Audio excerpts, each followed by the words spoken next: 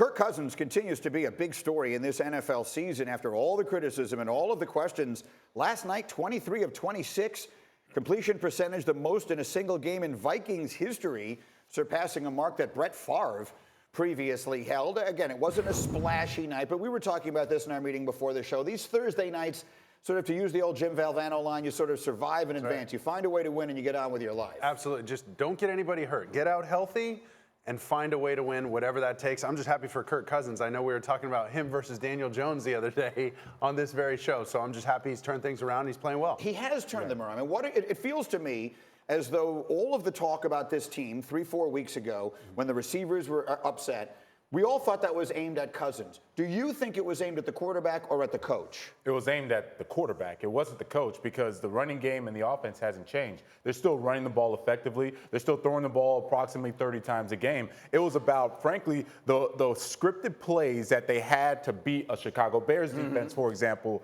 Kirk Cousins was missing the throw or missing the read. And that's frustrating if you're a Stephon Diggs or Adam Thielen, where you are a top-notch receiver, and you're like, look, man, you got to get us the ball, and that was the issue. Look, the Vikings play in the jam-packed NFC. In the AFC, you might say they're the second-best team in the conference. But where do they stack up with some of the best teams, even in their own division, with Green Bay? I think they're kind of right there with Green Bay, maybe a step below New Orleans. But look how this team's constructed. They're very good. They can run the football. When Kirk Cousins does what he did last night, they're fantastic. His play-action game was terrific.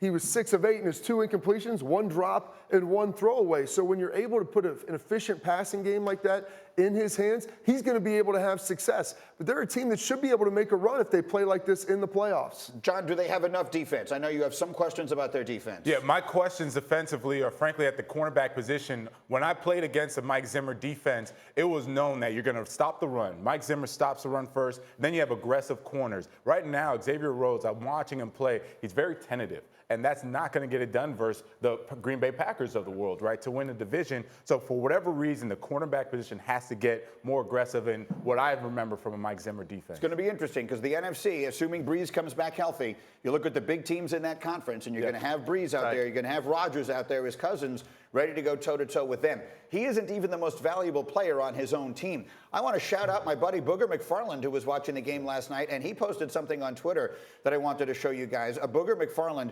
posting on Twitter yesterday, if Christian McCaffrey is in the MVP conversation, and he is, then Dalvin Cook better be at the same table with him. Mark Sanchez, is Dalvin Cook a legit MVP candidate right now? He's a great player. I don't know if he's in that discussion with Christian McCaffrey. Christian McCaffrey's also caught more balls than most receivers. He's got more receptions and yards than T.Y. Hilton. I mean, this guy is all over the field. He's their entire offense since Cam's gone down. See, Mark only lets quarterbacks win that MVP. That's the problem. Both of these guys, top 3 rushers, top 3 yards after the catch. They're dynamic with the ball in their hand, but because of people at your position, no one else is allowed to win the MVP. These are linebacker opinions, by the way. No, well, I agree with you. Thank you. But I would only say the difference right now is that Christian McCaffrey, the defenses are they are evolved around him. Everything has to go where we need to stop Christian. He still gets his yards. Right. You can't do that with Minnesota. You have 2 dynamic wide receivers and then Dalvin Cook.